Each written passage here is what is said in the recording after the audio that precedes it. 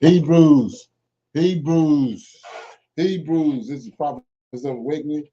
This is our Israelite Advanced Bible Study Night, the 7th of November, 2023. I'll be reading out of the book of Jubilees again. I'm reading chapters 46 and 47. Okay, we're going to read that and break it down. Okay, you know, go to our YouTube channel, the Prophets of Awakening. Check out our videos. We have something like 700 videos. And these videos have a bunch of information in them, and they connect a lot of dots for someone who's seeking the truth. And if you like what you're hearing or receiving through these videos, I'm asking you to hit the like button, share and subscribe to the channel. Okay, and for those that want to support the channel, you can check out our Cash App at the bottom of the screen. Okay. With that being said, this is a non-Messianic channel. By that I mean we deal with the Tanakh and the Torah. Tanakh being the Old Testament, so-called Book of Remembrance, and the Torah is the 35 books of the Old Testament, which are the books of the law that was given to Moses by the Lord of hosts. Shalom and welcome to this channel, and welcome to our Advanced Bible Study.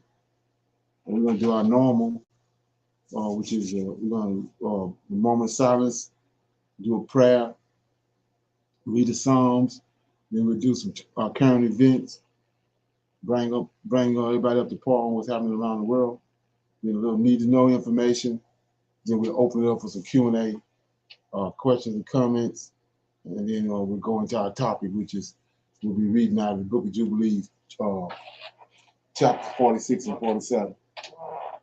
Okay? With that being said, oh Lord, we thank you for your great mercy and your great power and your wisdom. We tarry, waiting for your powerful deliverance of your people Israel. Oh Lord, you have given us insight into the scriptures of our forefathers, and you, oh Lord, has directed us to who you are and your role in the goings on of heaven and earth. Oh Lord, tarry in these latter days, for we are waiting and watching for you. Peace be unto you. Okay? So with that being said, we'll read the Psalms right quick.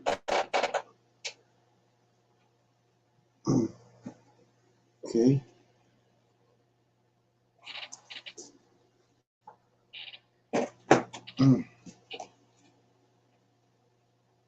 Okay. Right, I'm going to read Psalm 109. Say, prayer for the punishment of the wicked. It says, it's a Psalm of David. Hold not thy peace, O God, of my praise, for the mouth of the wicked and the mouth of the deceitful are open against me. They have spoken against me with a lying tongue. They compass me about also with the words of hatred, and fought against me without a cause. For my love they are my adversaries, but I give myself unto prayer, and they have rewarded me evil for good, and hatred for my love. Set thou a wicked man over him, and let Satan stand at his right hand. When he shall be judged, let him be condemned, and let his prayer become sin. Let his days be few, and let another take his office. Let his children be fatherless, and his wife a widow, and let his children be continuously vagabonds and beg, and let them seek their bread also out of their desolate places, and let the extortioner catch all that he have, and let the stranger spoil his labor. Let there be none to extend mercy unto him, neither let there be any to favor his fatherless children. Let his prosperity be cut off, and in the generation following, let their name be blotted out, and let the iniquity of his fathers be remembered with the Lord, and let not the sin of his mother be blotted out. Let them be before the Lord continuously, that he may cut off the memory of them from the earth, because that he remembered not to show mercy, but persecuted the poor and needy man, that he might even slay the broken in heart. As he loved cursing, so let it come unto him. As he delighted not in blessing, so let it be far from him. As he clothed himself with cursing, like as with his garment, so let it come into his bowels like water, and like oil into his bones. Let it be unto him as a garment which covereth him, and for a girdle wherewith he is girded continuously.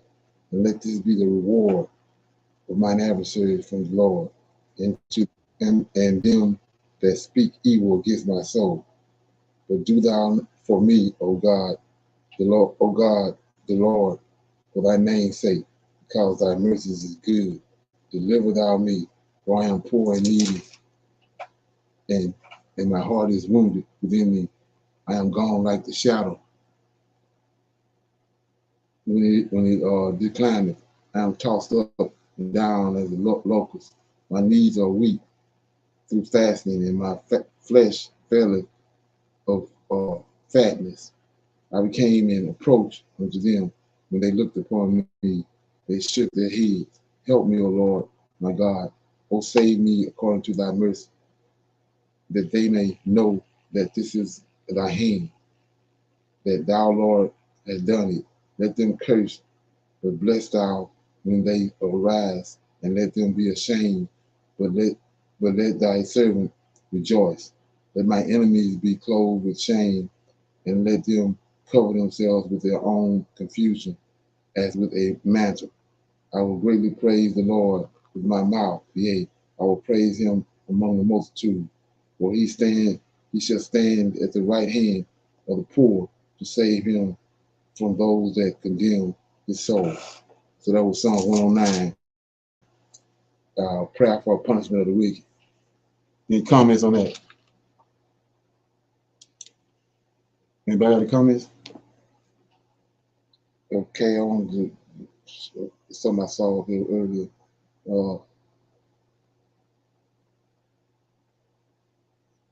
Verse 6 says, set a wicked man over him. This is David praying, asking the Lord what to do to the wicked. So he says, set thou a wicked man. This Psalm 109:6.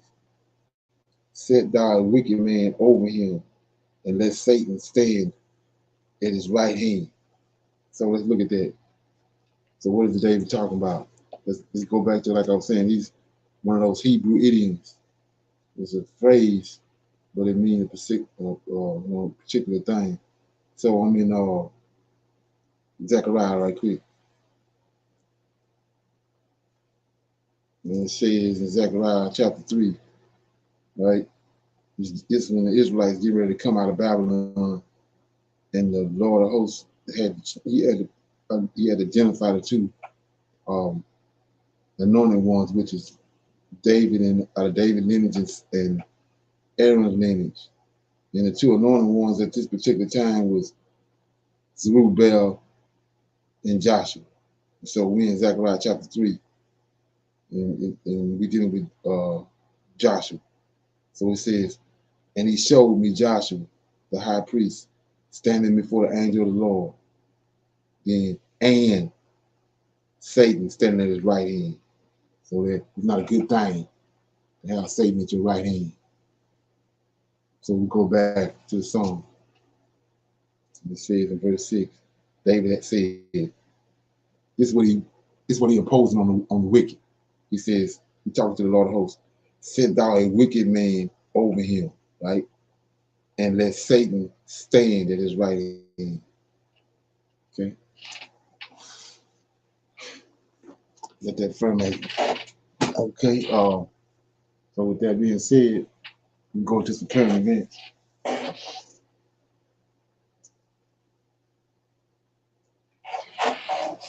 Okay.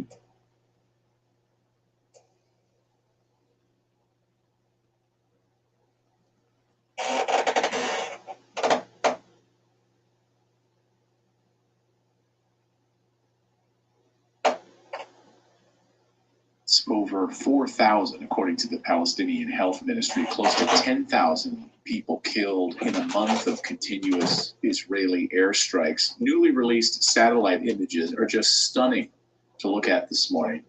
Shows what Gaza looked like before and what it looks like now. Take a look at these images. And this weekend, an Israeli heritage minister said in an interview that dropping a nuclear bomb on Gaza was a possibility.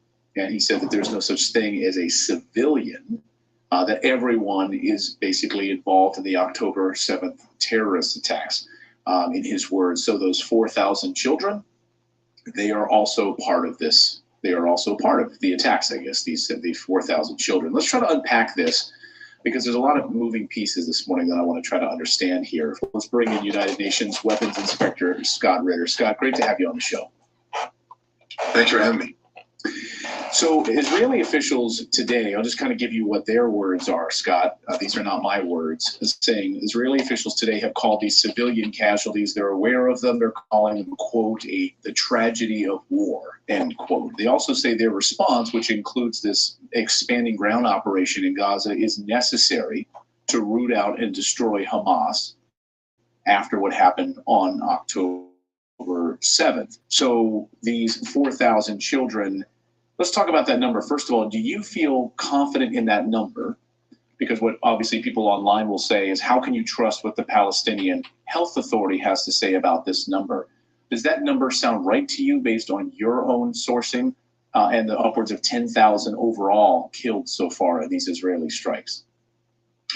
The number actually sounds low. Let's keep in mind that that number doesn't include the missing.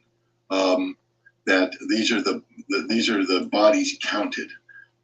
There are many thousands more missing. When a building goes down, they're in the rubble. For all those Americans out there that rally around 9/11, you know what happened with those buildings when they came down, how difficult it was to account for the numbers. It's happening right now. This is what's happening is a war crime of unimaginable scope and scale. I mean, no, first of all, it is imaginable. It's real. It's happening. It's not unimaginable. It's right there in front of us, guys. They're literally leveling a city. They're leveling, neighborhoods filled with civilians. This is the most despicable behavior imaginable, but it wasn't unpredictable. Clayton, Israel, since 2006, has articulated this very policy. Why is the world only waking up now to the fact that it is official Israeli policy to punish the civilian population of an entity that they have violent disagreement with? In 2006, the commander of Israeli forces in the north, when fighting Hezbollah, instituted what he called the Dahiwa principle. Dahiwa is a neighborhood in West Beirut that was leveled by Israel, leveled, flattened. They slaughtered the civilian population there because he said they will pay the price for Hezbollah daring to stand up and beat our troops on the ground. See, Israel can't do a fair fight, man on man, soldier against soldier. They can't do that, because if they do that, they lose. The only way Israel can win is to collectively punish the civilian population in a vain effort to get them to submit. It didn't work in 2006. It didn't work in 2008 when they instituted the Dahiwa principle on Gaza for the first time. 2010, 2014, 2018, 2020, 2021, and now 2020. It's been going on forever. The Israelis are the greatest mass murderers in modern history. That's the truth. So when you have this, what's being portrayed as sort of this errant heritage minister from Israel, who then Netanyahu suspends this weekend for saying they would drop a nuclear bomb on Gaza, that's not really an errant heritage minister. That is really a sentiment that is carried by many Israelis. I've spoken to a number of Israelis who've told me specifically they feel the same exact way, that there is no daylight at all between Hamas and Palestinians in their mind, and they feel that there is no solution but the destruction and the wiping out of Gaza. Those are their words telling us that. Well, the only thing that this minister was errant for was openly acknowledging the existence of an Israeli nuclear weapons program. That's what he's in trouble for, not for articulating in favor of the death of Palestinian civilians. It's official Israeli policy to kill Palestinians officially. He would never get in trouble for that. Why? I mean, we have the Minister of Defense of Israel saying the same thing. We have the Chief of Staff of the Army saying the same thing over and over again. How if you didn't take advantage of the nice little leaflet dropped by the Israelis telling you to move south, you are treated as an enemy combatant. That is an open, gross violation of international law. Why the United States continues to have diplomatic relations with Israel right now is beyond me. Because if any other nation behaved this way, we would sever relations. We would hold them to account. There would be hell to pay. But because Israel has literally bought out the U.S. Congress, and Clayton, this isn't anti-Semitism speaking. Benjamin Netanyahu openly brags about this. AIPAC openly, that's the American Israeli Public Affairs Committee, the pro-Israeli lobby that dominates Washington, D.C., they openly brag about owning Congress. When the current Speaker of the House made his first presentation to a nation waiting for congressional leadership to resolve the numerous issues that befuddle our country, the first thing he said, the first order of business, was money to Israel. So here we are with Israel behaving in the worst way possible, and we do nothing about it. Shame on us. I mean, we know what Israel's going to do. They told us what they're going to do. They've done it. This is not unprecedented. It's what Israel does. It's what we do. Is the Biden administration then willfully ignorant about it? Because Kamala Harris this weekend, of course, comes out and says, she posted an Instagram video where she says, you know, we're going to make sure that they're really taking care of and protecting civilians. We're making sure, we're monitoring that, making sure that they're going to protect civilians, and we're working with them on that. And that's a concern of ours. You know, I've heard that from a number of Biden administration officials. October 7th. That's the strategic mistake that Israel made. Just like the United States made a strategic mistake after 9/11.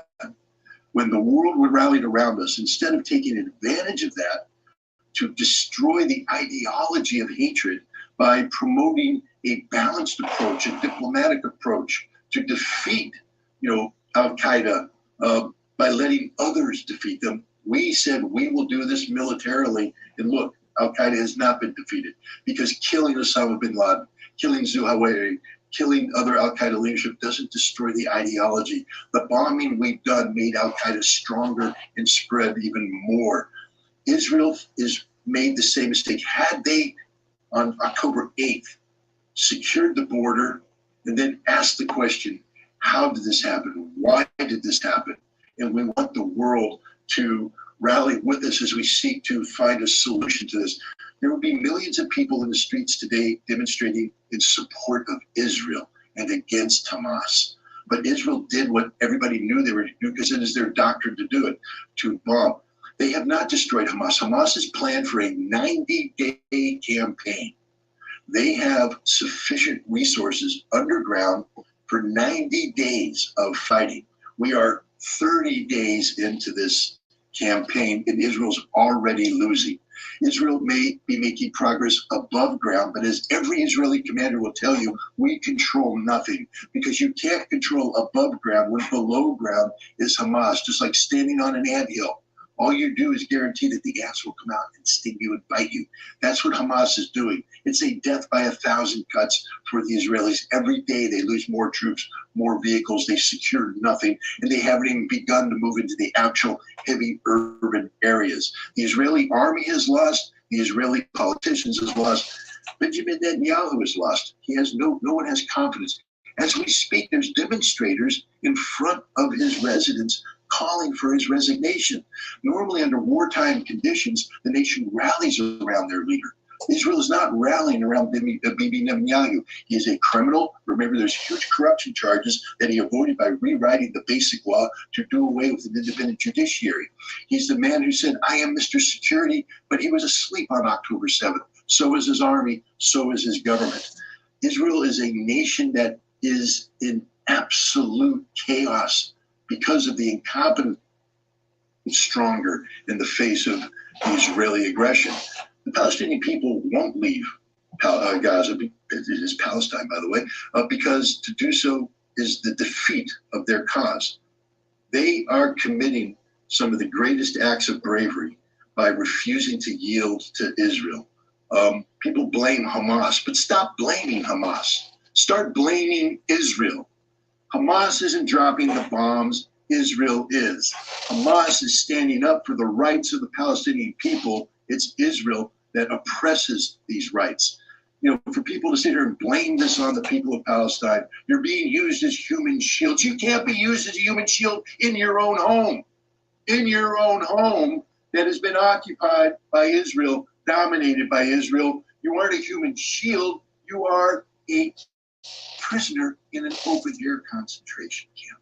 So, no, I don't think you're going to see anybody. Look, even the King of Jordan, who is as closely linked to Israel as you could possibly imagine, has said that the eviction of the population from Gaza would be tantamount to a declaration of war, and Jordan would treat it as such.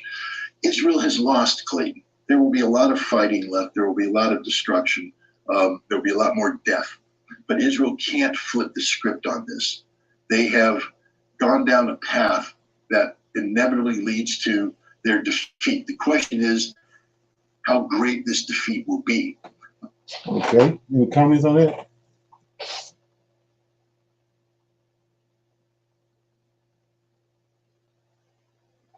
Okay, like I said before, it's backfiring on them. They're not what they thought was going to happen. It ain't happening. It didn't backfire. Okay, so let me get this.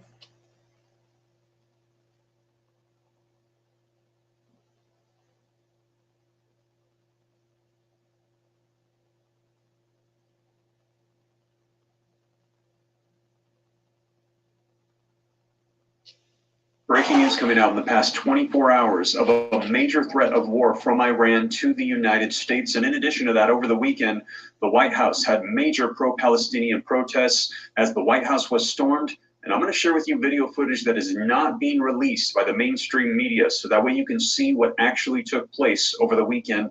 You can see it for yourself in the United States. And this comes, as I just let you know as well, that the FBI has warned of potential attacks here in the U.S. They believe that Hamas is already here strategically for years, planning a coordinated attack on U.S. soil. Now, stick around to the end for some more updates on that, but I'm going to be sharing with you the latest headlines coming out. Take a look. Iran's chilling threat to America over Israel. Islamic regime says that the U.S. will be hit hard if no Gaza ceasefire is implemented. This just coming out yesterday. Also, U.S. will be hit hard if it does not implement ceasefire in Gaza, warns Iran. And also, as I mentioned, pro-Palestinian protesters climb up the White House fence, attack the Secret Service, fake bloodstains left on the White House gates after massive anti-war protests days earlier, and the gates are still stained today. This article coming out today, and I'm going to share with you the video footage and the photos so that way you can see it for yourself. So let's go ahead and dive right in and get you caught up on the latest. And I know that this is not what anybody wants to hear, that the threat of war is intensifying, that we are at the beginning of World War III, and that attacks on U.S. soil are being planned at this very moment. However, I believe that knowledge is power, and us knowing what's going on is half of the battle. And if you appreciate knowing what's taking place, do me a favor, smash the like button, share this out with anybody you think that it could help. Okay. Just had another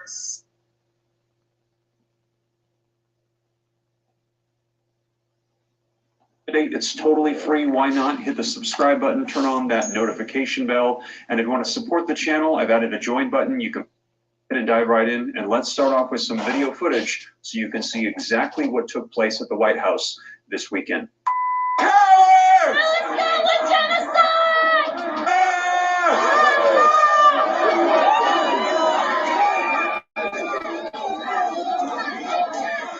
Condemn Hamas? Do you condemn 75 years of occupation?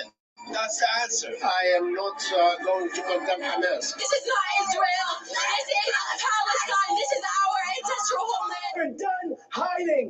This is the correct religion. This is the religion that all of humanity needs to be a part of, Islam. And we will not stop until it enters every home. So I want you to repeat after me. I want to hear it in every single district. It should tremble. Brooklyn should hear it. The Bronx should hear it. Queens should hear it. La ilaha illallah. Muhammadur Rasulullah. There is no God worthy of worship except Allah. Should Israel exist? There's no Israel. Israel is a fascist state. So you're saying get rid of Israel altogether? Get rid of it.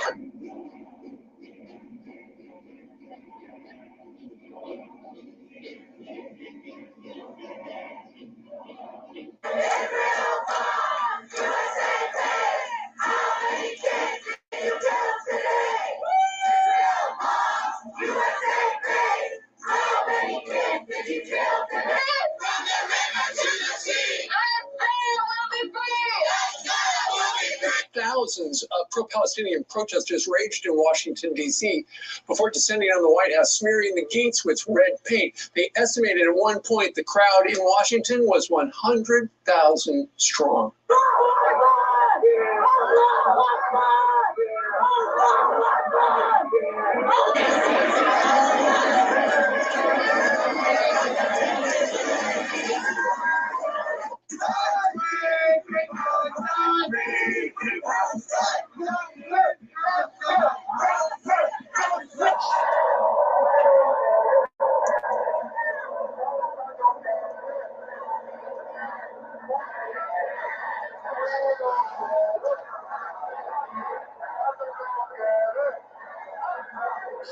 So as I mentioned, that was this weekend, and here's a couple more articles regarding what took place at the White House. Pro-Palestinian protesters climbed up the White House fence on Saturday and attacked Secret Service agents trying to stop them.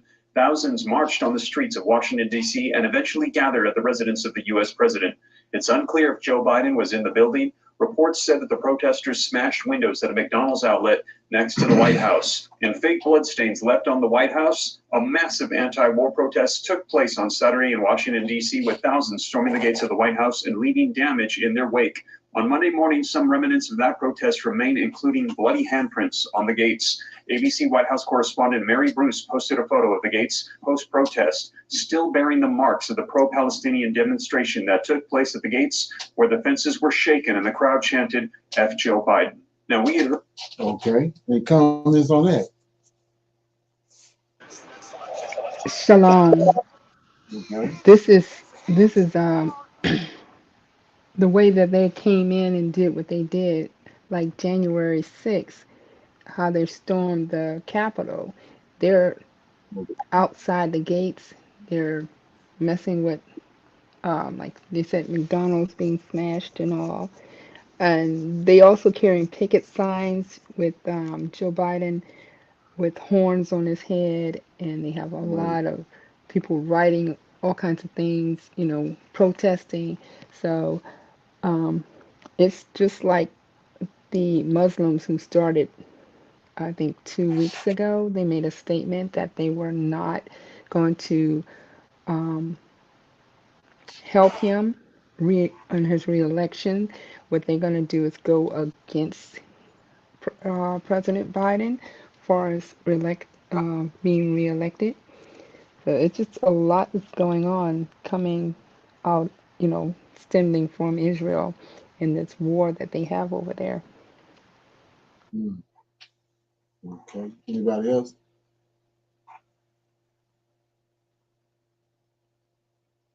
Okay. That's a need to know information right here. So we have a brother that talked to one of the folks, let me say that much. He was a firefighter. And he told him about his time while being a firefighter, and it shocked his brother and shook him to the core. Let's roll it. He said, there are way too many things that I wish I could forget. And I said, yeah, man, you make it to damn near 100 years old. I'm pretty sure you got a handful of regrets. And he looked at me with the most serious look ever and said, you have no idea Well, now I'm curious. Do tell. He said, I used to be a firefighter through the 60s and 70s. I said, that's what's up. That's a very commendable job. And he said, yeah, it should be. He said the 60s and 70s was a different time in every way possible. You know that, right? And I was like, yeah, no shit. He said, back in those times, I was a way different man, and who knew that we'd get to the point where we are in society today, and I'd be feeling the way I'm feeling about the decisions that I made back in those times. So right before he took a very long pause, he looked at me and said, back in those times, it was very common for firefighters that looked like me to leave people that looked like you and burning houses and buildings and horrible situations just to say they couldn't get to us.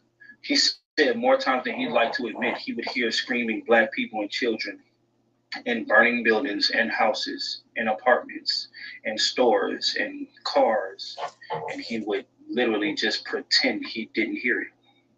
He said his last time doing it was when he made eye contact with the baby that he deliberately went into a building to save and deliberately didn't. And he said that was the last time he did it, and he quit that year. He said the nightmare still hasn't stopped. He still hasn't forgiven himself, and therapy helps, but it's still a living nightmare to have those memories. It's a lot of them that's done a lot of things like this to Black people. There's a lot of bodies buried in places that we don't even know that they know. And a lot of times when they get older like that, you even have people talk about this on TikTok, when they get in hospice care, they just start confessing to where all the bodies is at. They confess on how they lied on a Black person, got them strung up, or how this guy is confessing that he literally left Black people to perish when he could have saved them. That guy got to deal with that definitely in the next life, for sure. He gonna have to answer and give an account for those people, because basically he was participating in murdering Black people. It's just that simple. And he say times are different back then. Yeah, it was. That's why our brothers and sisters fought. That's why our brothers and sisters died. And a lot of times y'all talk about the police and how racist some of the police are. Well, it's just not the police. The firefighters, same people, the paramedics. Look, I told y'all, anything that the white supremacists control, that's racism. Period. Pick it. You can pick whatever you want to pick. Banking, racism there. Healthcare, racism there. Entertainment, racism there. Business, racism there. Education, racism there. Pick one. You're going to find it. But it's not education is the problem. It's not business is the problem. It's not policing is the problem, or firefighter, or paramedics, or any kind of healthcare is the problem. White supremacy is the problem. And anti-Black racism is the culture for white supremacy. That's why, to me, it's dangerous to have them controlling so much and not having enough oversight or still penalties to the point where it won't be incentivized and it won't be tolerated. You know what I'm saying? Because it's just a history and it's a culture. When people feel the same way about Black people they felt in 1723 and 1823, just like in 2023, there's a culture there. It's not a one-off. It's not that guy, this perfect generation. No, it's a culture. It's taught in the household. That's the only way people will be there. No child coming to the earth having anti-Black racism. Not a one. But it's something that's taught, that's nurtured in the home, and that is a culture at that point. So yeah, this guy here that confessed, he confessed, but my attitude about that was, shoot, man, you burned in the eternal lake of fire and brimstone for that. Okay, any comments on that? Anybody seen that video? No, sir. Who is it by? I mean, what channel is on? It's African diaspora. Shalom, everyone. No, he's not gonna ever forget that. He's gonna be haunted with that for the rest of his life, right? So Okay. that's just That's terrible because you just can't. We feel a certain type of way when we hear our babies cry, right? So I'm Yeah. saying knowingly that you are leaving behind a baby to burn to death, right? Is just the most wickedest thing I've ever heard of. So, but we can't, listening to Phil say, we should have harsher penalties, right? That's not Mm-hmm. going to happen because you have these people, same type of people that's in the court systems, that's judges, that's lawyers, that's in the police Mm-hmm. departments, that what I'm saying. You look at the doctors, you look at the banks, real estate, all of that. They are all over the place, right? Right. The White House. So you're not going to get any more than what you are getting. You know what I'm saying? Which is the very bare minimum from these people when they do something so terrible. So it goes back to Brother Leonard, what we see that happened to Emmett Till. Okay. You know what I'm saying? Right. She lied. And even after they found out and knew that she lied, they didn't do anything to her. If I'm not mistaken, she's still alive. So how are they expecting for, we see cops over and over again killing our black men. We see doctors and nurses over and over again killing our black babies, and not giving us the proper health treatment and so forth. So integration was not good for us, not at all. It Okay. just it wasn't. We would probably be less stressed. We would have our own banks, our own doctors, our own fire departments, our own real estates, all of that. But once they, done that integrating it was not good for us at all. That's just sad to hear that. Okay. Anybody else? Shalom. Shalom.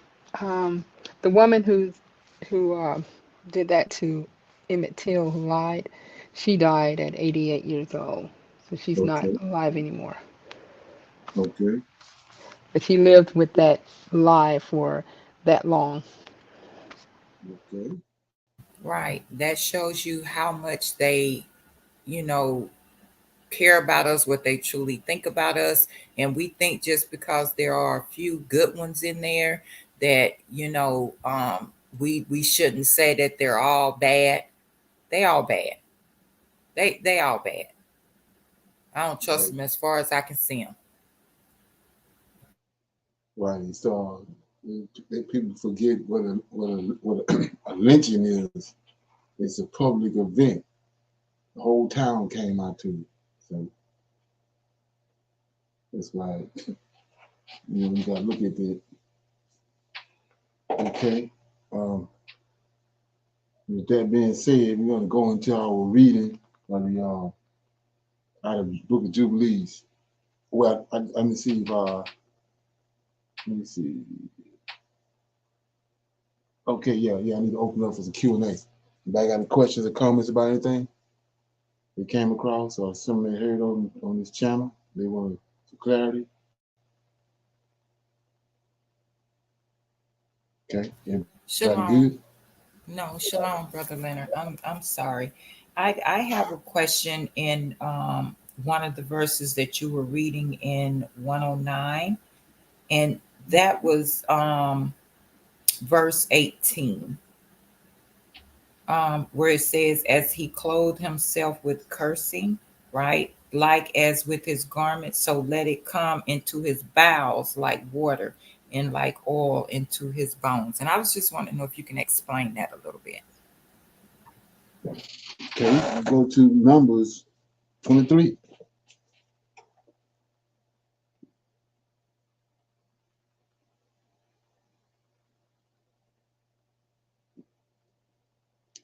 Numbers chapter 23.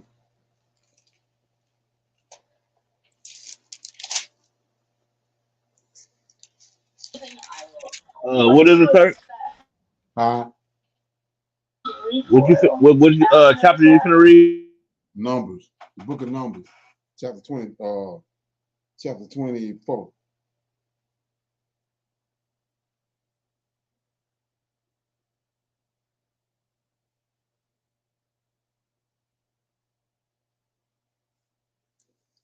Actually, you can let me get it.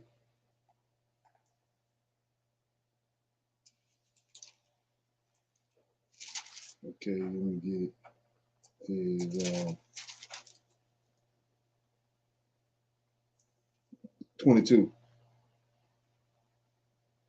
So this is a practice that the heathens had, even in Egypt, and it's part of what they received from the fallen angels, how to curse a person. So it says, and the children of Israel, this 22. Everybody should know the story of Balaam and Balak. That's what Balaam wants Balak. That's what Balak wants Balaam to do. And that's what David's saying. This practice they do, like cursing a person, he's saying, turn it on their own, or turn it on their head, turn it back on them. I'll read it again when I finish this. It says, and the children of Israel set forward and pitched in the plains of Moab and on this side of the Jordan by Jericho, and Balak the son of Zippor saw all Israel saw all that Israel had done to the Amorites. So they saw what the Israelites were capable of doing. Now they're in their country, in their land. They're afraid of them. So verse 3, Moab was so afraid of the people because they were many, and Moab was distressed because of the children of Israel. And Moab said unto the elders of Midian, now shall this company lick up all that are round about us, and as the ox licketh up the grass of the field. And Balak son of Zippor was king of Moab, the Moabites at that time. And he sent messengers, therefore, unto Balaam the son of Peor of Pithra, which is by the river of the land of the children of his people, to call him, saying, behold, there is a people come out of the Egypt. Behold, they cover the face of the whole earth, and they abide over against me. Come now, therefore, I pray thee, curse. See that? Curse me this people. So it's a process. Curse me this people, for they are too mighty for me. Peradventure I shall prevail, that we may smite them, and that I may drive them out of the land. For I want that he whom thou blessest is blessed, and he whom thou cursest is cursed. So that's what he's talking about. So if we go back to Psalms 109, verse 18,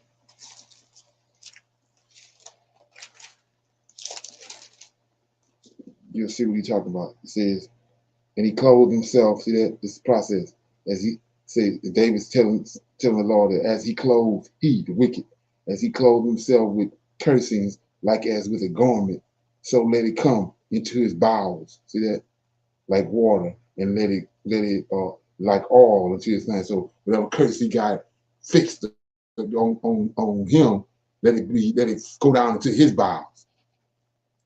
You see it? Yes, sir. Okay, yeah, that's what he's talking about. Shalom. All right. Shalom. Is it also like in Numbers 5, verse 22, when it states, he and this water that causes the curse shall go into thy bowels to make thy belly to swell and thy to rot and Right. It's all about it's not the thing I keep on trying to show in the scriptures is that what they got us, the mindset they have us reading these scriptures is not what actually going on.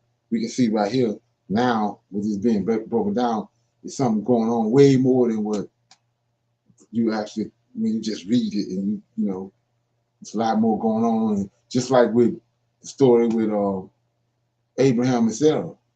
You got to look at that. He says, tell Sarah, tell them we in this land. Tell these people that I'm your brother, so I can live. So they tell you that's a custom they had. It's been there. They kill men when they see a pretty woman or attractive woman and she got a husband. They kill him. Same way right here. It's the scene or the way of life is being explained right here in this that one verse. That's what people were doing back then. So let's look at where it came from.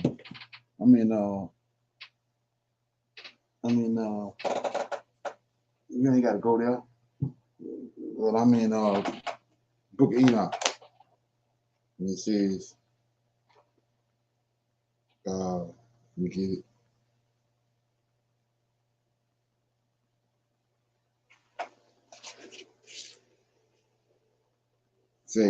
Chapter 8, the Book of Enoch says, and Aziel taught men to make swords and knives and shields and breastplates, and made known unto them the metals of the earth, and the art of working them, and bracelets and ornaments, and the use of autonomy, and the beautifying of the eyelids, and all the kinds of costly stones and colorings, tinctures.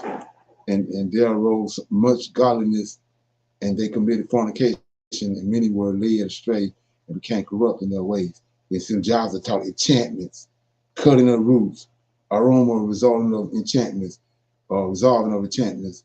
Bajai taught astrology, Kabbalah, cancellations, even Ezekiel, knowledge of the clouds, Aqua signs, and Shema, signs of them, curses courses of the moon, and men perished, and they cried, and their cry went up to heaven. So this is where it came from. These angels talk. Yeah, go back up. It says, chapter 7. All the others together with them took unto themselves wives, and each chose for himself one, and they began to go in unto them and defile themselves with them, and they taught them charms, enchantment, cutting the roots, and they made them acquainted with herbs, and they became pregnant. And so that's what all this came from. And like I said, you see all this right here that they was teaching. It was in Egypt. It was in Egypt. That's where it came from. And that's the reason why Egypt was the way that it was, but because that's where the angels came down there. But they learned it. What he just saying, what he trying to get Balaam to do to Israel is what the angels taught. How to use roots and vexations and all, and how to vex a person, and curse him. So David's saying, when they do that to him, don't allow it to happen. Don't allow it to be. Don't allow it to go forth. Cause it to go back on them and go down into their bowels and ruin them. Okay. Everybody good on that? Yes. Yes, sir. Yes, sir. Okay. So what you, like I said, so pretty much what you have to understand, everything going on now is what the angels taught. And then you got Nut Book is talking about they don't want to read the Book of Enoch. When Enoch telling you where it all went down, how it went down, and who done it. Okay. So I'm in Jubilees. Right? I'm in Jubilees starting at chapter 46. I'll read 46 and 47. It says, it happened after the death of Jacob. The children of Israel continued to multiply in the land of Egypt, and they became a great nation. And they were in one accord of heart. And so their brother loved brother, and every man helped his brother. They increased abundantly and multiplied greatly in the 10 weeks of years in all the days of the life of Joseph. So let's look at this right here. Like I was telling you before, the story, the narrative, the golden cord to deal with the New Testament is Israel could never keep the law. That's why JC had to come. So they could never keep the law. They was always out of pocket, out of line, and all that. And so you constantly hearing it today. People that don't want to stay in the scriptures, don't understand the truth of what's happened, constantly saying why we can't get along, why this, why that. Well, look at what it says. It happened. that after the death of Jacob, the children of Israel continued to multiply in the land of Egypt. They in captivity. And well, they weren't in captivity yet. And they became a great nation. Okay, that's a promise fulfilled right here. He told Abraham that they were going to become a great nation. So that's a promise to Abraham, be it fulfilled. And they were in one accord, a heart. They're on one accord. All the Israelites on one accord. Then it says, so that brother loved brother, not like now. So that brother loved brother, and every man helped his brother. They increased abundantly and they multiplied greatly 10 weeks of years, all the days of the life of Joseph. See that? Ain't that what he tell us gonna happen when David come back? They're gonna Yes, keep his sir. laws and judgments. Yes, sir. Okay. So anyway, so that's a lie. You know, they kept the law before. It's not that they didn't keep the law. You know, that's a lie they had to set up to bring in JC. Just like Daniel 9:25. With those lies being tore down now. So anyway, 2, there was neither Satan, see this? Look at this. There was neither Satan nor any evil in all the days of the life of Joseph after his father Jacob had died, because all Egyptians respected the children of Israel all the days of the life of Joseph. Okay? So Joseph died being 110 years old, and he lived 17 years in the land of Canaan, and 10 years he was a servant, and 3 years in prison, and 80 years he was under the king, ruling all the land of Egypt. So see that right here? There go the Lord of hosts right there. It says, and 3 years in prison, and 80 years he was under the king. All the land ruling under the king, and ruling all the land of Egypt, second in charge. He died, and so did all his brothers and all of that generation. But he commanded the children of Israel before he died that they should carry his bones with them when they went out from the land of Egypt. And he made them swear regarding his bones, because he knew. See, that's what I was talking about. So go to Ezekiel 37, the dry bones, right? And they're gonna what he's saying, the situation. He says, graves. He ain't talking to us. He's talking about another generation of before us that he dealt with. I'm open up your grave. He told him that. I'm gonna open up your graves and bring you up out of your grave, out of your sleep, and put your same flesh that was on you for when you died. I'm putting all that back on you. Put your spirit that ascended back in that body and wake you up. So look what Joseph's saying. This is how we know it's true. 4, he died, and so did all his brothers and all that generation. But this generation I'm talking about. But he commanded the children of Israel before he died, see this, that they should carry his bones with them when they went out for the land of Egypt. And he made them swear regarding his bones, because he knew, see that? Because he knew, that right there killed JC, because he knew that the Egyptians would not bring his bones out of Egypt or bury him in the land of Canaan, because while dwelling in the land of Assyria, King Maran, the king of Canaan, fought against Egypt in the valley and killed the king of Egypt there and pursued the Egyptians to the gates of Imran. But he was not able to enter, because another king, a new king, had become king of Egypt, and he was stronger than he. And Macmaran, and he returned to the land of Canaan, and the gates of Egypt were closed, so that none came or went from Egypt. Joseph died in the 46th Jubilee, in the 6th week, in the 2nd year, and they buried him in the land of Egypt, and all his brothers died after him. The king of Egypt went to war against the king of Canaan in the 47th Jubilee, in the 2nd week, in the 2nd year, and the children of Israel brought out all the bones of the children. Check it out. So you tell me they don't know this. Ain't no JC nowhere around.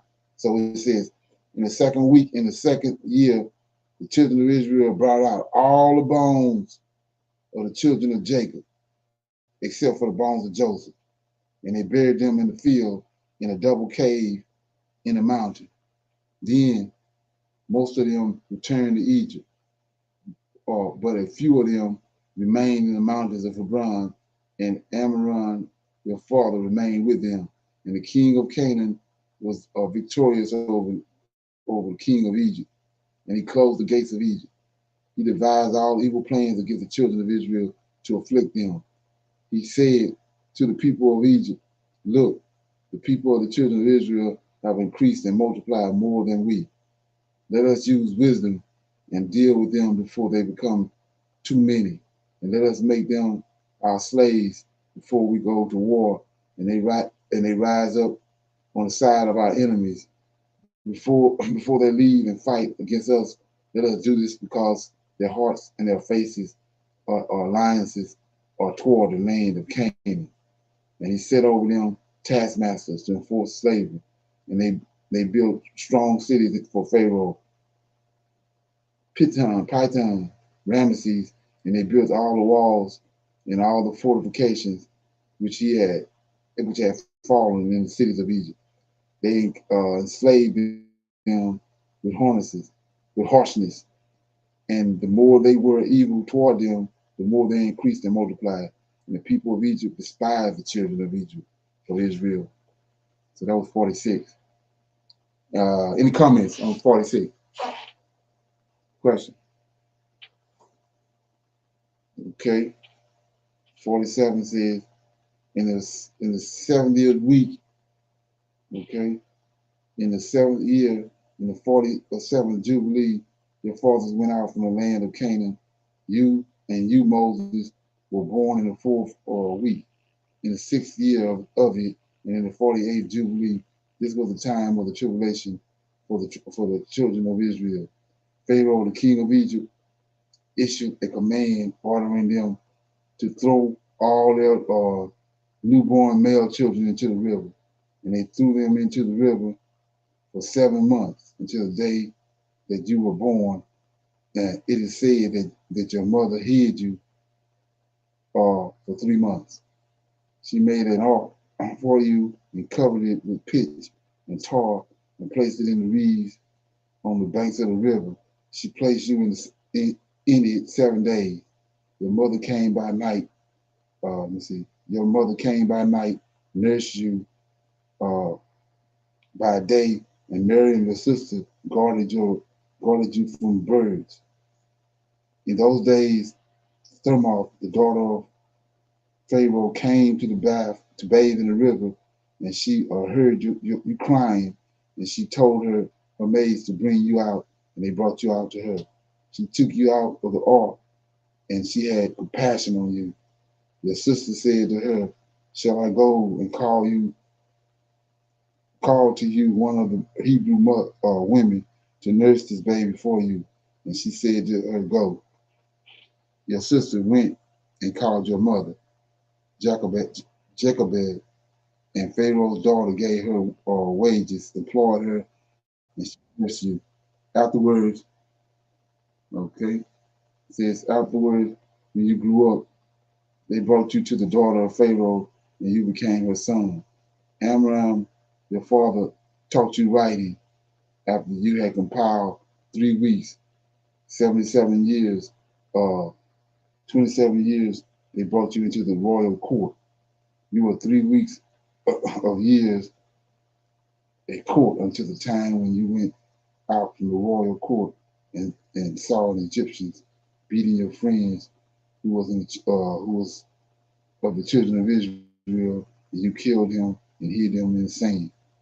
On the second day, you came across the 2 children of Israel quarreling together, and you asked one who was doing wrong, why did you hit your brother? He was angry and indignant and said, who made you our prince and judge over us? Do you want to kill me like you killed the Egyptian yesterday? You were afraid and you fled on because of these words. Okay. So that was 47. Anybody have any comments on 47? I think I saw something I want to talk about. Let's see.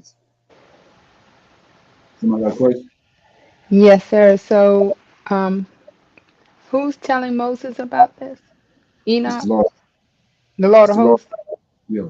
This Okay. is what I'm talking about in my introduction when the class first coming on. It says we deal with the Tanakh and the Torah, right? Yes, sir. And then it says the Torah is what Michael, the Lord of hosts, gave Moses. That's because that's who he's talking to. That's what the book of Jubilees is. That's the reason it's named Jubilees, 50-year increments. So the angels telling the story. Okay. Yes. Okay. Forgive me. I came in a little late this tonight. Uh, thank you. Okay. Yeah. So anyway, I'll read. Somebody else got something? No, sir. I was just gonna mention where you were reading chapter 47 in Right. verse 2, where it Right. says, and Pharaoh king of Egypt issued a command regarding them that they should cast all their male children which were born into the river. So he was doing that, for a reason. And we see that even it's still happening today. Brother Leonard, they killing off, you know, all of the black men. At least they're trying to. So that goes back to this. Basically, you can just say, that they really fear the might and power, you know, that the Right. Hebrew Israelite men have. So this is the reason why he said throw the male children into the river, but the girls, you know what I'm saying, let them live if there was a Right. girl born. Yeah, it's because they feared that power. Right. Exactly. So another way to look at that too is our culture is in disarray, and we know that our culture is built around the men in Israel.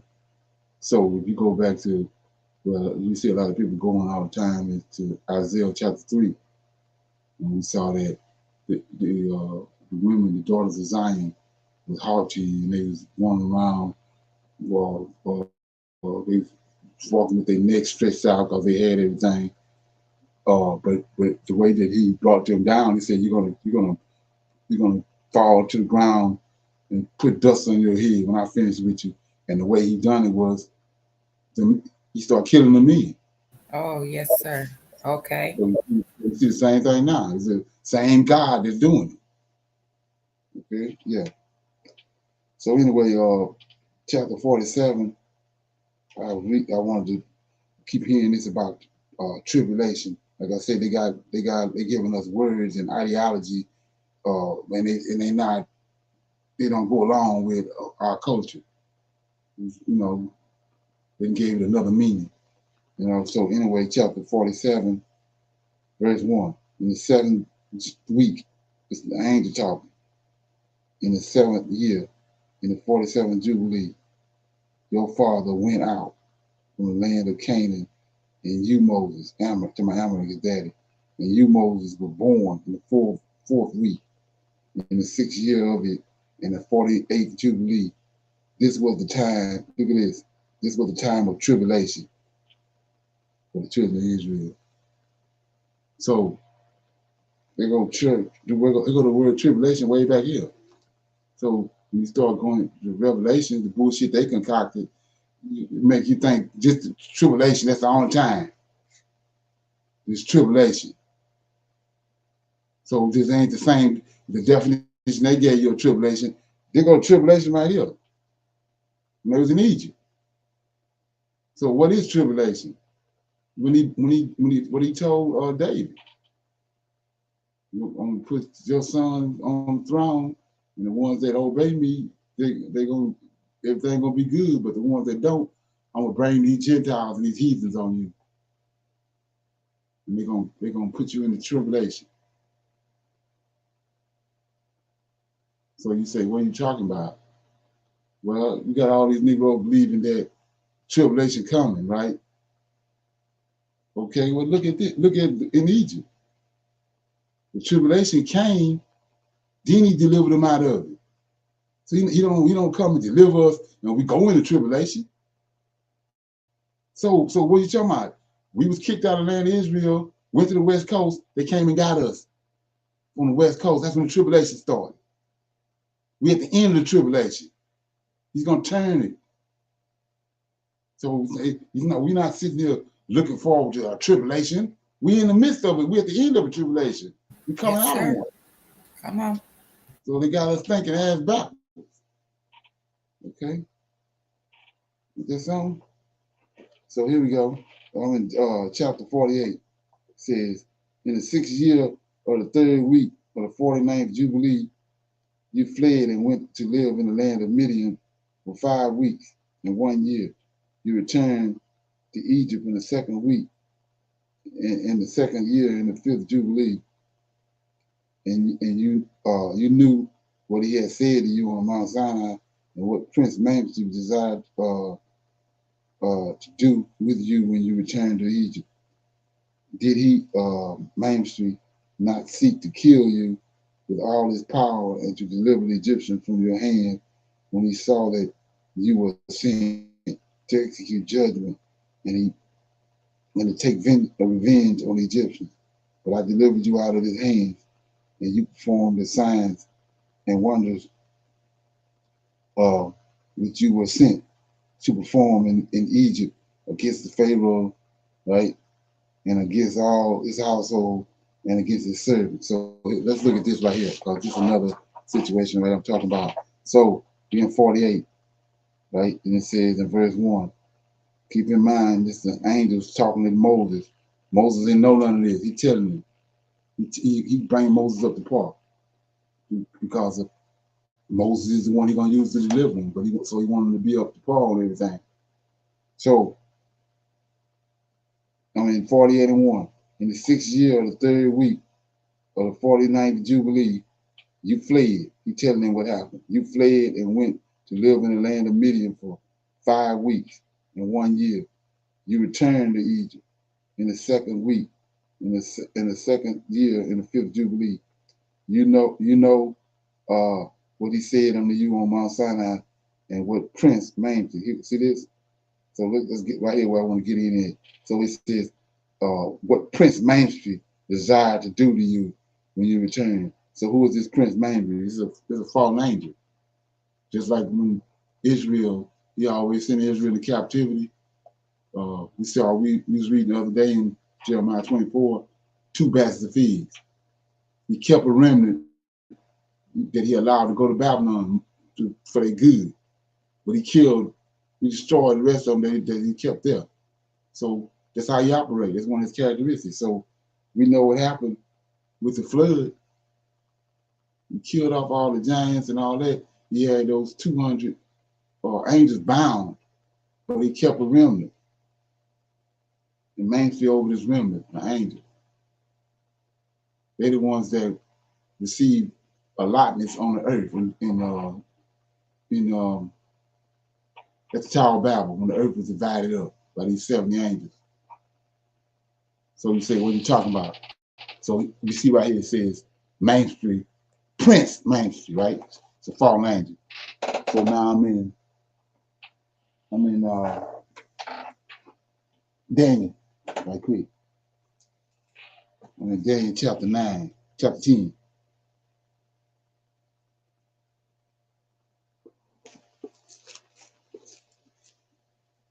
Daniel chapter 10, and let me get it. Okay, yeah, Daniel chapter 10, I'm gonna start at verse 15. So this is when Gabriel came. No, I'm gonna start at 8, Daniel 10 and 8. I was left alone, and I saw this great vision, and there remained no strength in me, for my comeliness was turning to me into corruption, and I retained no strength. Yet I heard the voice of his words. Same thing we over here. Michael doing the same thing to Moses. So he says, therefore remain no strength in me, for my coming is returning to me in the corruption, and I retain no strength. Yet I heard the voice of his words. When I heard the voice of his words, then was I in a deep sleep on my face, and my face toward the ground. See, and behold, a hand touched me, which set me up right on my knees and upon the palms of my hands. And he said unto me, O Daniel, a man greatly beloved, understand the words and speak that I speak unto thee. Stand upright, for unto thee am I now sent.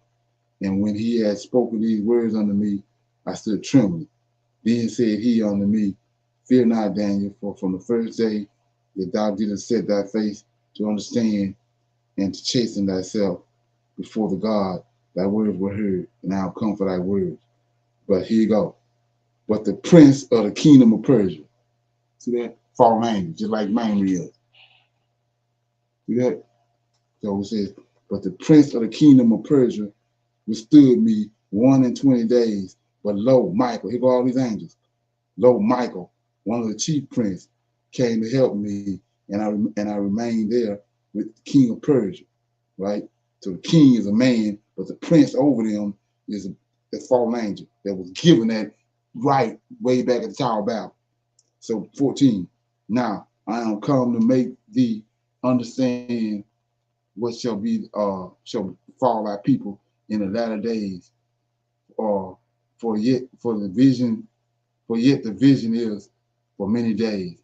And when he had spoken such words unto me, I set my face toward the ground, and I became dumb.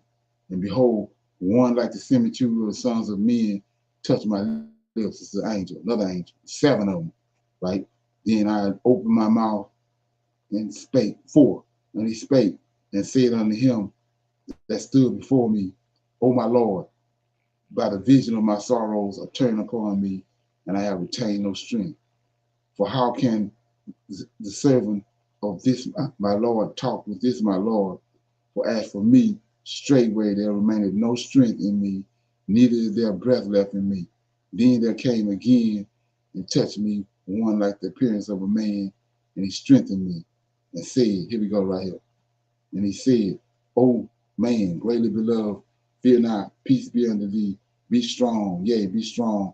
And when he had spoken unto me, I was strengthened.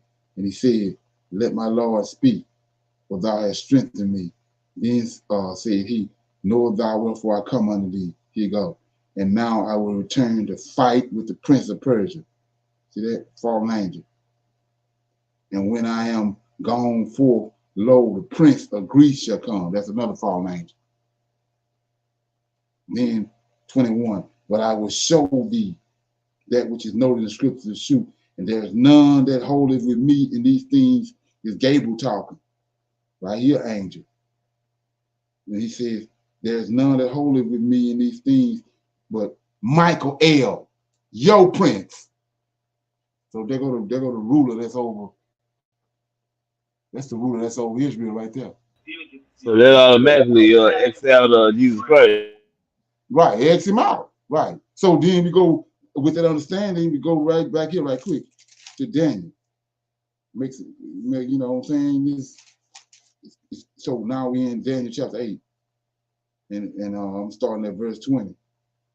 Gabriel again came to Daniel, starting 19. He said, behold, I will make thee know what shall be the last end of indignation, for the time appointed, the end shall be. The ram which thou sawest having 2 horns are the kings of the Medes and Persians. We already know that. The Medes and Persians is second beast.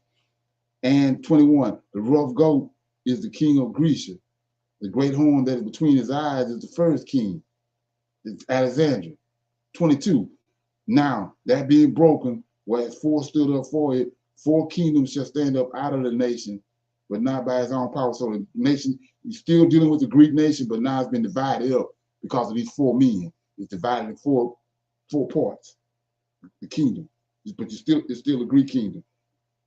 Then 23, in the latter end times of their kingdom, that kingdom, Greek kingdom, but it's divided into 4. When the transgressors are come to a full, a king of fierce countenance, understand dark sinners shall stand up.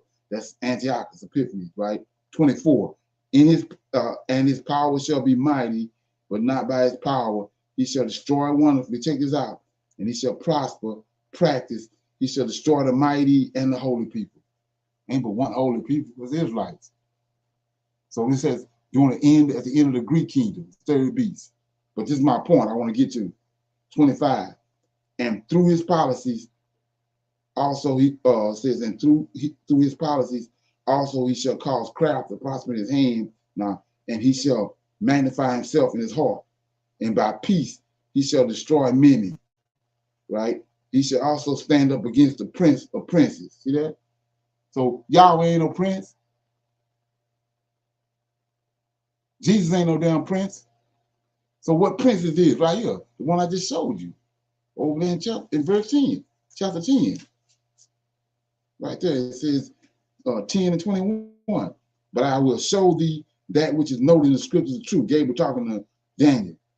And there is none that holdeth with me in these things but Michael your prince. There go the prince or princes right there. All of them princes, but he the prince of princes. Y'all ain't no prince. Come on. See that?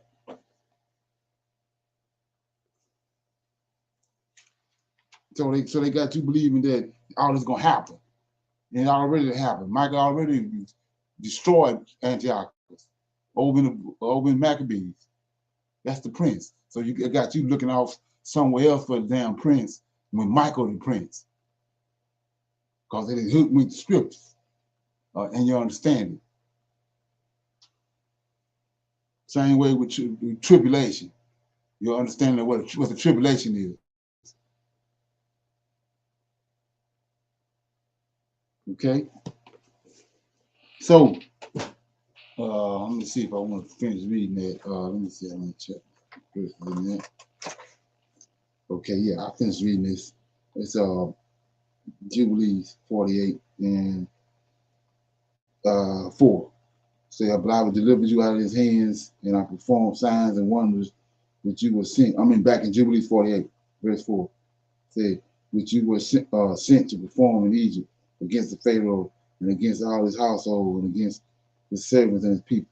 The Lord exacted a great vengeance on them by Israel's sake, for Israel's sake, and struck them through the plagues of blood, frogs, lice, dog flies, malignant boils, breaking out in posters, the death of these of all their cattle, and the plagues of hailstone. He destroyed everything that grew from them by plagues of locusts, which devoured the remainder left by the hail and by the darkness and by the death of the firstborn of men and animals. The Lord took vengeance on all their idols and burned them with fire. Everything was sent through your hand, that you should declare these things before they were done. You spoke with the king of Egypt in the presence of all his servants and in the presence of his people, and everything took place according to your words. Then great and terrible judgments came on the land of Egypt, so that you might execute vengeance on Egypt for Israel. And the Lord did everything for Israel's sake according to his covenant, which he had ordained with Abraham. He took vengeance on them because they had brought them by force into bondage. Prince Mansion stood against you and sought to deliver you into the hands of Pharaoh. He helped the Egyptians sorcerers when they stood up and committed the evil acts they did in your presence. Indeed, we permitted them to work, but the remedies we did not allow to be worked by their hands. So that verse I just read, did anybody catch that? Anybody catch that? Let me read it again. 48, Jubilees 48 and 8. Prince Mainstreet, right? This is the fallen angel. Just to the head over the remnant that was left. The rest of them was bound. Prince Mainstreet stood against you, talking to Moses. This man stood against you. He sought to deliver you into the hands of the Pharaoh. He helped the Egyptian sorcerers when they stood up and committed evil acts that they did in your presence. Indeed, we permitted them to work, but the remedies we did not allow to be worked by their hands. Anybody catch that? What happened when Moses, the Lord of hosts told Moses, gave him 3 signs: put his hand in his hand in his clothes, and bring it back out. His hand was going to be leprosy. Then he told him, throw his staff down. He's going to turn into a snake, right? Yeah, he was showing like miraculous events. Say that again. I said he was showing like the miraculous events. Well, I mean, Yeah. The Lord had already showed him how to do it before he went to Egypt. So when Moses did do that, when Moses threw his staff down, it turned into a snake. Didn't the Egyptians do that too? Oh yeah, Moses had Pharaoh had his people do the same exact thing. Right. So he telling you right here, the angel telling Moses, Lord of hosts telling Moses right here, Prince Manusri stood against you and sought to deliver you into the hands of the Pharaoh. He helped the Egyptian sorcerers when they stood up against you. So he was there. He the one turning the staffs into snakes. See that? So it wasn't them that was doing it. It wasn't them like for them being miraculous or them having no special powers. It was actually an angel that was doing that against Moses. He was there, but yes. So he was there, but like I was saying, he in the midst of them. You can't see him. He ain't not showing himself. He in the midst. Okay. He there, but he in the midst. They had a ability to do that. So go back to the garden. What he told them, you can deal with all these fruit trees, but the tree in the midst of the garden, that's Samuel. Come on. Okay, the mist. He there, but he ain't there because they're angelic beings. They can be there. So and notice how he said. Notice how. Let's look at this right quick. Notice in Genesis chapter 12. See that it says, and you know, like I say, we reading over this because they gave us another mindset. So chapter 12 of Genesis. Now the Lord has said unto Abraham, get thee out of thy country and from thy kindred and from thy father's house unto the land that I will show thee, and I will make thee a great nation, and I will bless thee, and I will make thy name great, and thou shalt be a blessing, and I will bless them that bless thee, curse them. See that? See where the curses come from? It's an angel cursing. That's where it coming from. That's what taught the women. See, and curse him that curseth thee, and in thee shall all the families of the earth be blessed. So Abraham departed, and the Lord, as the Lord had spoken unto him, and Lot went with him. And Abraham was 75 years old when he departed out of Haran. And Abraham took Sarah and his wife, and Lot his brother's son, and their substance, that they had gathered, and the souls that they had gotten in Haran, and they went forth to go into the land of Canaan, and into the land of Canaan they came. So now they're in the land of Canaan. So who received the land of Canaan when the earth was divided up? When the earth was divided by the angels, who got the land of Canaan? The Lord of hosts, right? Yes, sir. Right. Michael got the land of Canaan. That's where Mount Zion is. That's where Bethel is. So he received that region. That's why when it says he on the mountain, he on Mount Zion. These angels on mountains. But this is my point. So now verse 6 says, and Abraham passed through the land unto the place of Shechem and unto the plains of Moreh, and the Canaanites was then in the land. Then look at verse 7. Now he in the land of Canaan. And the Lord appeared. See that? Showed himself to him. He didn't have to show himself. He could have been in the midst. See what I'm saying? Okay. Yeah, he appeared. He showed himself to him. Like that's why they keep on saying, "The Lord is standing before me. The Lord was before me." That's what he's talking about. But they can be there and you don't see him. But if they get a commandment, show thyself to them. Then he got to show himself. So when you understand all that, it ain't Yahweh. Just by understanding what's going on. But yeah, so that's what all that's all about. Let me, I don't want to leave this hanging. Let me keep reading some more of this out of 48. So it says, uh,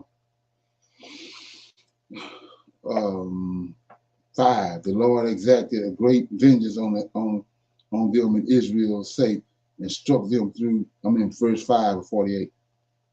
I read that already. 6. Everything was sent through your hands. You left off on 10. Okay.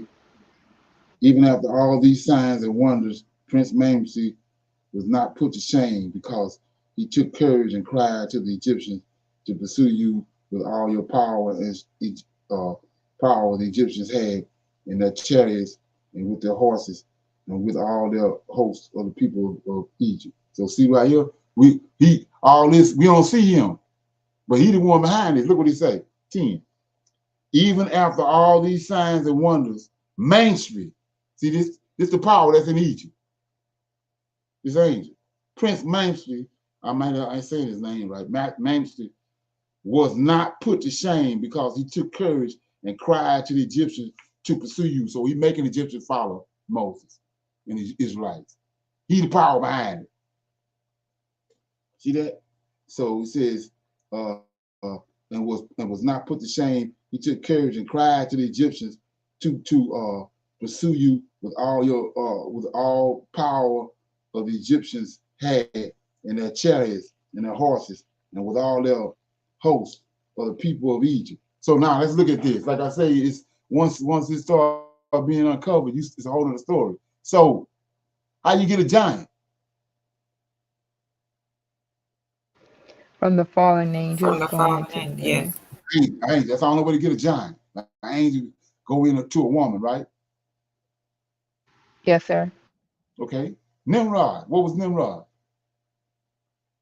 The giant. Okay, now we see the angel. It's an angel. It's an angel in Egypt. See that? There's angels there.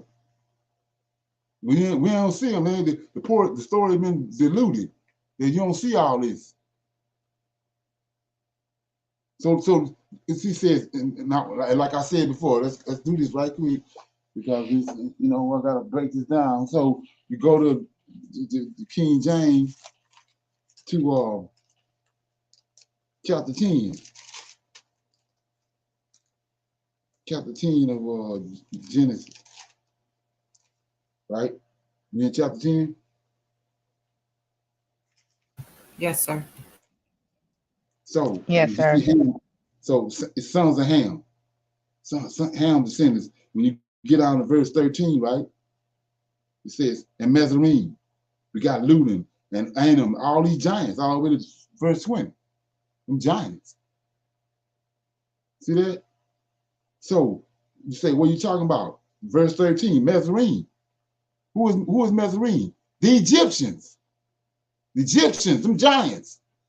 So how you get a giant? From the angels. That's the children. Look what it go back. And look at 10.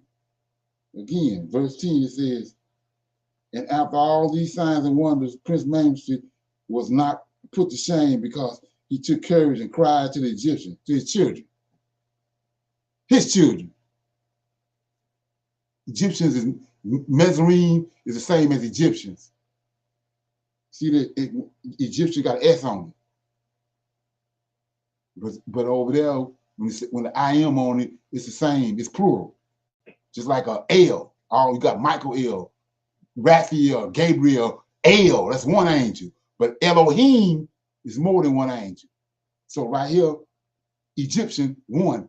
But Egyptians with an S on it is more than one. I am, Mizraim. That's more than that's the Egyptians. Egyptian and Mizraim, same people, but they giants. So he commanding his children right here. And so what these giants got? They got an oppressive spirit. So the Most High said, Lord of hosts said, my people all the time wandered down in Egypt, and the Egyptian. He didn't say put or Ethiopian. He said the Egyptians oppress my people. Come on. See that? So anyway, verse 11 says, but I stood between the Egyptians, see that? I stood between the Egyptians and Israel. And we delivered Israel out of his hands and out of the hand of his people. See that? Check it out. I'll read it again. But I stood between the Egyptians and Israel, and we delivered them out of his hands. Ooh, the angel, Main Street. And out of the hand of his people. See that? Come on. And the Lord brought them through the middle of the sea as it were dry land. Okay? Yes, sir. You said verse 10 or 13? 11. Verse 11? Yeah. Oh, I okay. stood between the All right. Egyptians and Israel. And we delivered them out of his hands. It's Main Street, the angel, the fallen angel. And out of the hands of his people. Who is people? His children. They giants. Okay? And then it says, and the Lord brought them through the middle of the sea, as it were in dry land. Right? Check this out. And the Lord our God, through all the people whom he, Main Street, brought to pursue Israel into the middle of the sea, into the depths of the bottomless pit, beneath the children of Israel, even as the people of Egypt had thrown their Israel's children into the water. He took vengeance on 1 million of them, in addition to 1,000 strong and energetic men were destroyed because of the death of the suckling children of your people, which they had thrown into the river. So who knew that? So he drowned them in the river because when we first started reading this, they were throwing Israelite kids in the water, drowning them. See that? On the 14th day, and on the 15th, on the 16th, and on the 17th, and on the 18th days, Prince Manfred was bound and in prison and placed behind the children of Israel so that he might not accuse them. And on the 19th day, we let them, Manfred and his demons, loose so that they might help the Egyptians pursue the children of Israel. He hardened their hearts, made them stubborn, and a plan was devised by the Lord our God that he might strike the Egyptians and throw them into the sea. Like I was saying before, when you understand what's really going on, this ain't nothing new. That's what the flood did. The flood came to kill giants. Okay? And Lord hosts behind it, just like he behind this. On the 15th day, we bound him that he might not accuse the children of Israel on the day when they asked the Egyptians for vessels and garments, vessels of silver, vessels of gold, vessels of bronze, in order to exact from the Egyptians a price in return for bondage that they had been forced to serve. And we did not lead the children of Israel from Egypt empty-handed. So that was it. That was 48. Any comments or questions before we close out? And then some? Yes, sir. Yes, sir. It's crazy. Okay. So everybody good? Yes, I'm good. I'm good. Okay. Yeah, so I'm gonna see everybody tomorrow for our reading through the Tanakh. It's at 8 o'clock. Shalom. Shalom and another day. Shalom, Shalom and shalom. shalom. Okay. Shalom, everyone. Shalom.